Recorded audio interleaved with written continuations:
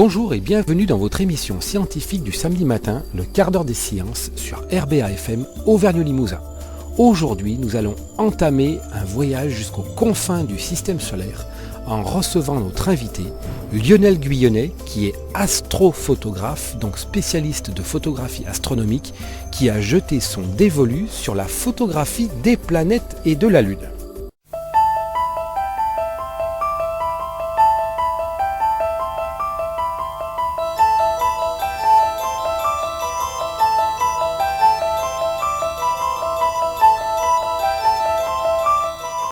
Lionel, bonjour. Bonjour Raymond. Alors, astrophotographe, mais c'est fort compliqué de photographier le ciel et surtout les planètes. Alors au début, oui, ça paraît compliqué, mais finalement, c'est pas si compliqué que ça. Il suffit juste d'avoir la technique, le matériel et beaucoup de pratique. Et peut-être une bonne dose de patience. Alors la patience est reine en astronomie et en astrophotographie. Entre la météo, les problèmes techniques, les problèmes matériels, informatiques, il faut vraiment apprendre à être patient. Alors, dites-moi, imaginons ce soir il fait très beau, et il va faire très beau. On a un beau ciel astronomiquement parlant. Vous voulez faire de la photographie astronomique, de l'astrophotographie. Comment est-ce que tout ça va débuter? Comment vous allez vous mettre en place? Comment vous allez travailler? Racontez-nous ça. Alors l'astrophotographie, c'est une discipline qui regroupe deux disciplines qui se complètent, donc l'astronomie, la pratique de l'astronomie, et la photographie. Alors bien sûr, pour faire de l'astrophotographie, je vais être obligé d'avoir un matériel, un minimum de matériel. Donc si je veux faire du planétaire, juste une monture manuelle ou azimutale suffira largement pour pouvoir faire de l'imagerie, avec bien sûr une caméra qui est en guise de capteur. Après, si je veux faire du ciel profond, c'est plus compliqué, il faut une monture motorisée sur les deux axes et un appareil photo. Mais pour ce qui est du planétaire, donc là, ce soir par exemple, comme vous l'avez dit, il va faire très beau. Donc ce soir, je vais faire Jupiter. Alors je vais mettre en place mon matériel, donc je mets en place ma monture. Je mets mon télescope à température, donc je le sors 2 heures avant, étant donné que j'ai un télescope à tube fermé, ce qu'on appelle fermé, de type Maksutov. Alors mettre à température, vous sous-entendez par là qu'il y a une température identique à l'intérieur du tube, donc de l'instrument, et à l'extérieur pour éviter la turbulence. C'est exactement ça. Pour éviter la dégradation de la qualité de l'image, il faut bien prendre en compte que le miroir et le ménisque du tube doivent être à la même température que la température ambiante. Donc pour cela, on le met, pour ce qui est des tubes fermés, il faut le mettre à peu près 2 heures en mise en température. Après, tout ce qui est tube ouvert, une vingtaine de minutes suffit largement. Donc, 2 heures sont passées, l'équilibre de température s'est fait, maintenant il y a la mise en station.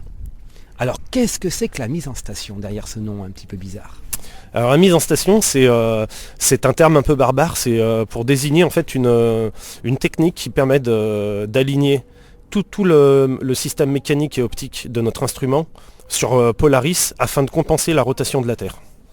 Alors Polaris, je le dis pour nos auditeurs, c'est donc l'étoile polaire, c'est l'étoile qui donne l'impression que tout le ciel gravite autour d'elle, qui est le prolongement de l'axe polaire terrestre. C'est exactement ça. Si on prend le temps de faire un cliché pose longue sur Polaris, on va voir que les étoiles tournent autour. Mais Polaris tourne elle-même autour du pôle nord céleste, qui est une petite zone autour de Polaris. Donc le mieux est d'aligner sur cette zone-là, le pôle nord céleste. Mais juste un simple alignement sur Polaris suffit largement pour avoir déjà un petit suivi. Combien de temps pour une bonne mise en station? Alors avec la pratique, il faut compter une dizaine de minutes avec le viseur polaire ou alors à la boussole quand on n'a pas accessibilité à Polaris visuellement. Comme par exemple moi avec mon nouveau balcon, j'ai pas Polaris dans mon champ de vision, donc je fais une mise en station avec la boussole et avec les vis de latitude. Oui, parce que difficulté supplémentaire, alors vous, carrément, vous vous attaquez à l'astrophotographie, mais depuis une zone très urbaine, puisque vous êtes à Lyon, au cœur de Lyon, avec la pollution lumineuse, la pollution atmosphérique, et puis un angle de vue extrêmement réduit, puisqu'apparemment vous travaillez une majeure partie du temps depuis votre balcon. Oui, alors j'ai pas choisi, mais c'est fait comme ça. Ma passion m'a pris alors que j'habite à Lyon, dans une ville, la ville des Lumières, comme on dit, donc la nuit c'est une horreur. C'est un ciel orangé et j'ai pris le défi de faire justement de l'astrophotographie à Lyon. Donc c'est plus pratique pour moi au niveau matériel, le matériel est assez lourd, matériel que je trimballe. Maintenant si je veux faire des plus beaux clichés, c'est vrai que le mieux c'est de partir en nomade. Donc en nomade, c'est-à-dire loin de la ville, minimum 1 heure de route, pour avoir un ciel un peu plus clair et limpide. Et toujours est-il que ça ne gêne pas, la pollution lumineuse, je l'ai remarqué avec l'expérience, au niveau photographie planétaire, ça gêne en rien. Et en ciel profond, il est possible de réaliser des clichés. Après, il faut faire, dans les traitements, il faut faire du travail avec les dark, flat et offset. Donc ça, c'est une autre technique, un peu plus compliquée. Oui, parce qu'une fois que les images sont obtenues, il y a un traitement particulier pour l'image ? Alors oui, il y a tout un protocole. Alors déjà, pour préciser, quand je fais de l'imagerie planétaire, pour avoir un meilleur rendu, j'utilise une caméra plutôt qu'un appareil photo réflexe. Étant donné que déjà la caméra est plus sensible, elle nous offre un grossissement qui est bien plus important que le réflexe. Donc je prends une vidéo, à peu près 1500 images, et ensuite avec un logiciel d'empilement, je vais empiler, on va dire 50% des meilleures images. Donc là, c'est ce qu'on appelle le pré-traitement. Alors quand on parle d'empilement, c'est un petit peu comme un millefeuille, on superpose les images les unes sur les autres, c'est bien ça ? Oui, c'est ça, on prend les meilleures images et on les empile les unes sur les autres afin d'obtenir et de combler tous les petits défauts qu'il y a sur un seul cliché. En empilant, on va dire 500 clichés, on obtient un cliché qui a plus de défauts, qui a plus de détails et plus de couleurs. Donc dans l'astrophotographie, l'empilement est roi. C'est une technique qu'on utilise quasiment tout le temps. Pour essayer de faire ce qu'on appelle le one shoot, le cliché unique, il faut avoir énormément d'expérience, un ciel parfait et bien maîtriser son matériel.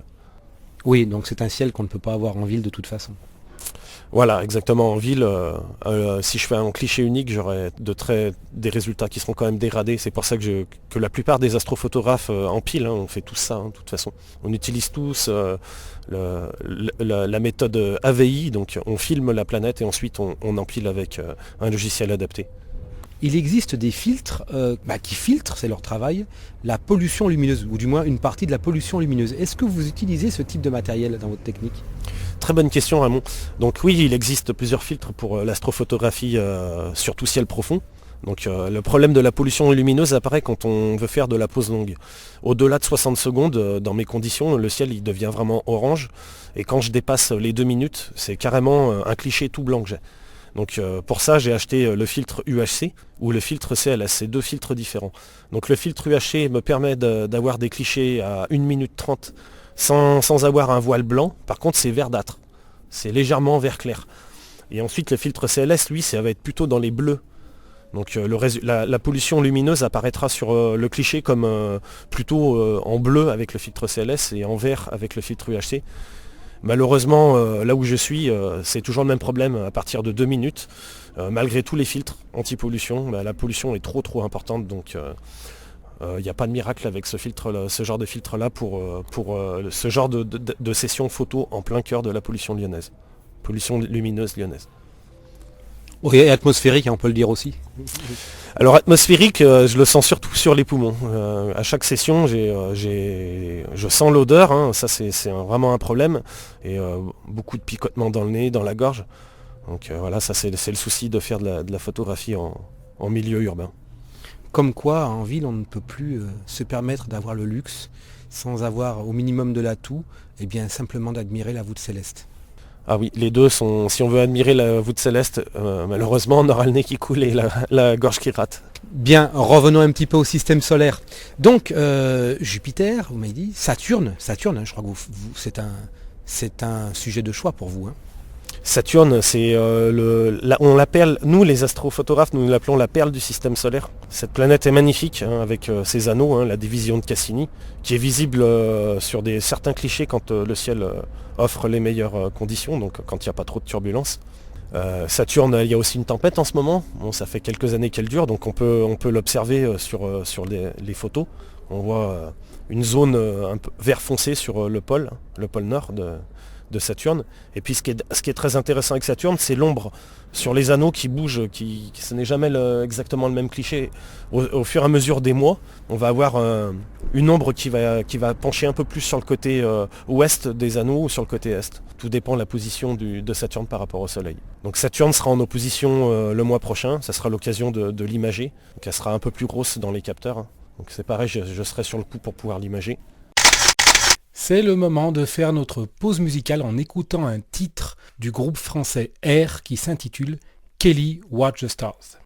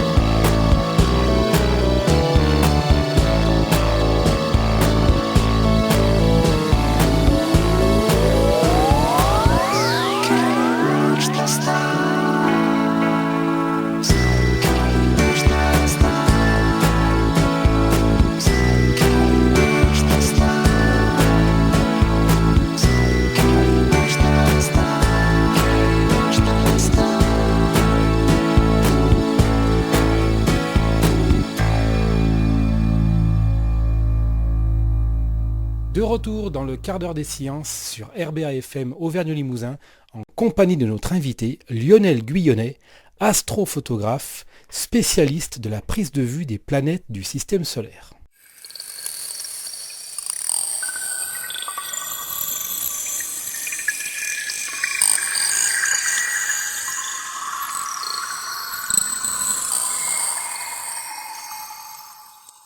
Vous faites également du ciel profond. Alors ce que l'on appelle le ciel profond, c'est galaxies, nébuleuses, amas ouverts, amas globulaires, etc.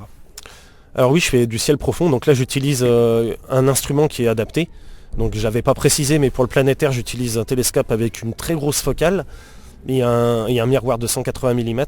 Ça, c'est pour pouvoir observer Uranus et Neptune qui sont très lointaines. Donc pour récolter la luminosité, il faut quand même un grand miroir. Pour le ciel profond, c'est l'inverse. J'utilise plutôt une lunette à courte focale, donc 480 mm, et une lunette de 80 mm en lentille. Donc là, ça me permet de faire des pauses plus courtes. Donc là, après, je fais un suivi. Je fais des pauses variant entre 1 minute 30 et 5 minutes selon la qualité de la mise en station. Et donc ensuite, c'est toujours comme pour l'imagerie planétaire, j'empile les meilleurs clichés, mais cette fois je l'ai fait avec une technique assez différente. Donc je vais faire des acquisitions en format RAW, ce qu'on appelle RAW, pour pouvoir mieux les travailler ensuite. En fin de session, je vais faire les 3 clichés techniques, 3 séries de clichés techniques qu'on appelle les dark, les flat et les offset. Donc c'est un petit peu barbare comme terme, mais c'est des clichés qui permettent d'annuler tous les défauts optiques, bruit numérique et poussière sur le système optique. Donc le résultat final permet d'avoir des clichés saisissants. Hein. Donc on a de très jolies nébuleuses ou galaxies avec des détails et des couleurs. C'est formidable. Comme discipline, c'est très enrichissant et c'est la magie du ciel, de la voûte céleste. Sous nos yeux en direct, c'est incroyable quand même cette discipline. Alors à vous écouter, on sent la passion qui transpire par tous les pores de votre peau. Vous avez été capturé par la muse des astronomes, Uranie, hein, qui visiblement vous a happé. Alors, qu'est-ce qui vous passionne dans l'astronomie? Déjà, c'est très difficile de définir une passion. Alors c'est difficile à expliquer, mais quand j'étais petit, j'étais toujours attiré par les étoiles, malgré que je voulais faire géologue, donc ça avait un petit peu rien à voir. Ensuite, tout s'est déclenché en 1999. J'ai eu la chance d'observer l'éclipse totale solaire d'août 1999. Ce fut un moment inoubliable, la première fois où mon œil croisa l'oculaire. Donc là, j'ai eu une révélation. Malheureusement, à cette époque-là, le matériel coûtait extrêmement cher. On parlait en dizaines de milliers de francs. Et comme je débutais dans le monde du travail, c'était bien sûr hors budget pour moi. Donc ensuite, en 2011, ma compagne m'a fait un cadeau. Elle m'a offert un télescope pour débuter, un petit Newton 150 par 1400, avec lequel, pendant 3 ans, j'ai pu alimenter ma passion, découvrir, apprendre énormément de choses. Ensuite est venu comme une évidence le fait de vouloir faire de l'astrophotographie. Donc j'ai commencé en 2014 et j'ai eu l'énorme chance de rencontrer Patrick Antoine, donc mon ami et maître dans ce domaine, donc c'est lui qui m'a tout appris. C'est une personne qui est très attentive et très passionnée, très rigoureuse dans son travail. Et voilà, aujourd'hui en 2016, j'ai découvert récemment au mois de janvier l'intérêt scientifique de cette discipline et de cette passion. Donc là maintenant je m'intéresse surtout à ce qui est la météo du système solaire. Donc récemment au mois de janvier de cette année, on a pu imager en duo, c'était un travail qu'on faisait lui en Tunisie, moi en France. Donc on suivait un changement climatique sur la bande tempérée nord de Jupiter. Donc il y avait une disparition, une occultation d'un morceau de sa bande. Ensuite, au mois de février, mars, j'ai fait un cliché d'Uranus où il semblerait qu'on puisse voir des aurores boréales, des aurores d'Uranus. Donc là, ce cliché en analyse à la Société astronomique lyonnaise pour confirmation. Et puis, comme on en avait parlé dans une autre émission, il y a aussi tout ce qui est activité solaire, qui fait partie de la météorologie de notre système. Et donc, c'est cet intérêt, cet aspect scientifique qui est vraiment très très passionnant, qui aujourd'hui me dévore. Alors à vous écouter, peut-être certaines personnes qui nous écoutent, auditrices ou auditeurs, auront un intérêt, voire peut-être contracter le début du virus de l'astronomie. Quels conseils donner? Alors déjà pour commencer en astronomie, et puis peut-être pour aller plus loin, pour faire de l'astrophoto. Alors oui, le virus se transmet assez rapidement, tout à fait, vraiment. Donc pour commencer, pour débuter, si on veut faire de l'astronomie, il faut trouver le but. Enfin, il faut trouver ce qu'on veut faire. Si on veut faire du visuel, si on veut faire du planétaire. Donc visuel en astronomie, on n'a pas le choix. Mais si on veut faire du planétaire, on va s'orienter sur un télescope avec plutôt une grande focale. Si on veut faire plutôt d'observation d'objets du ciel profond, type nébuleuse ou galaxie, on va partir plutôt sur un télescope Newton avec une focale plutôt courte et un diamètre de miroir assez conséquent. Donc ensuite, si on veut faire de l'astrophotographie, là ça se complique un peu plus. Donc pour l'astronomie en visuel, pour 200 €, on a un matériel complet pour commencer à observer avec un bon oculaire de 20 mm. On peut différencier M42, donc la nébuleuse d'Orion, avec ses dégradés verts à l'œil nu, bien sûr. Parce que je précise que l'œil humain a ses limites, malgré qu'il soit performant. Au niveau planète, en observation visuelle, on voit les détails, on voit les couleurs, il n'y a aucun souci. Par contre, ce qui est des objets du ciel profond, donc là c'est un peu plus compliqué, étant donné que la lumière traverse des distances énormes, hein, et que l'œil humain, à ce moment-là, il va capter que des nuances de gris. Et plutôt et ça va être moins en détail, ça va être plutôt flou. Donc en visuel, pour ce qui est des objets du ciel profond, on va distinguer, les galaxies vont se distinguer par des taches un peu plus floues et grisâtres, un peu plus claires. Les nébuleuses sont un peu plus visibles en détail, mais au niveau des couleurs, ça sera altéré. Voilà, ça sera loin des vraies couleurs. C'est pour ça que justement l'astrophotographie est née. Donc cette discipline est née surtout pour le ciel profond, hein, je parle, pour compléter les lacunes de l'œil. Donc après, si on veut commencer l'astrophotographie planétaire, avec un matériel à 500 € au niveau télescope motorisé et une caméra à 200 €, on peut déjà avoir un résultat très probant. Donc ça fait à peu près un matériel pour débuter aux environs de 700 €. Après, si on veut faire du ciel profond, donc là il faut partir sur une monture motorisée sur les 2 axes. On va opter sur une monture quand même un peu plus solide, étant donné que plus tard ça sera évolutif si on veut changer de tube, si on veut mettre des tubes plus gros, plus lourds. Donc il vaut mieux partir sur un matériel de base à 1500 €, donc monture plus tube. Donc là c'est des prix qui peuvent paraître quand même assez énormes, mais en comparaison avec il y a à peu près 10 ans, les prix ont été divisés par 2 et la qualité est au rendez-vous. Donc maintenant il y a beaucoup de marques chinoises qui sont abordables et qui font du matériel de qualité. Donc justement je conseille à partir sur des installations plutôt ce qu'on appellerait low cost. Mais ça doit être à un prix réduit, la qualité est là, le matériel est très performant aujourd'hui, hein, surtout au niveau des capteurs numériques. Il y a eu une grande évolution à ce niveau-là. Et donc je précise, c'est accessible à tous. Et il y a tout à y gagner à pratiquer cette discipline qui enrichit et qui apprend énormément de choses. Lionel, vous avez parlé à plusieurs reprises de monture équatoriale. Alors pour nos auditeurs, qu'est-ce qu'une monture équatoriale ? Alors une monture équatoriale, c'est une monture qui a 2 axes. Il y a l'axe de déclinaison et l'axe d'ascension droite. Donc ces 2 axes permettent de compenser la rotation de la Terre et le mouvement de l'objet observé. Oui, parce qu'en fait, si on mettait l'appareil photo sur une monture qui est fixe, les étoiles dessineraient un trait sur la photo. Exactement. Par leur mouvement. Exactement, Raymond. En fait, elles partiraient de l'est jusqu'à l'ouest. Donc ça ferait un arc de cercle. Donc au plus la mise en station est bien faite, au plus elle est parfaite, au plus la motorisation est bonne, au plus l'étoile sera sur la photographie comme un point fixe et bien défini. Exactement, alors associé avec une très bonne mise au point aussi, mais une très bonne mise en station permet d'avoir un suivi parfait, hein, si on arrive à pratiquer la mise en station de façon consciencieuse et rigoureuse, on arrive à des résultats incroyables.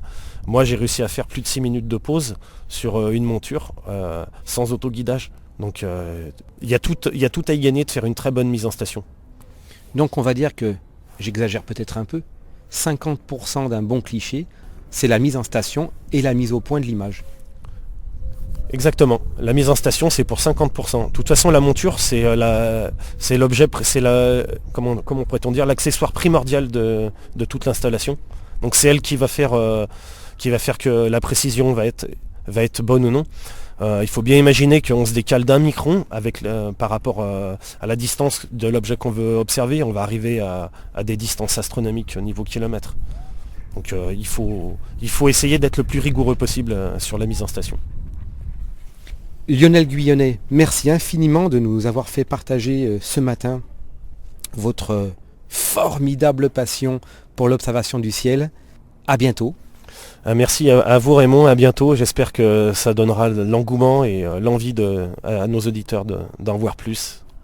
Oh, mais on aura certainement l'occasion, à la faveur d'événements astronomiques, l'occasion de vous recevoir à nouveau dans le quart d'heure des sciences pour que vous nous fassiez part de vos lumières. Ce sera avec plaisir Raymond.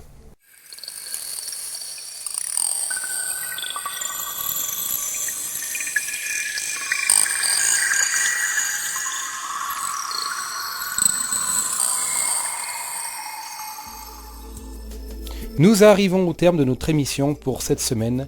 Je vous engage à aller sur le site internet de la radio, www.rbafm.fr, allez sur l'onglet Le quart d'heure des sciences. Vous pourrez ainsi non seulement télécharger ou écouter l'émission d'aujourd'hui, mais en plus avoir accès aux émissions des semaines passées. Alors je vous dis à la semaine prochaine dans le monde fabuleux des sciences et des techniques.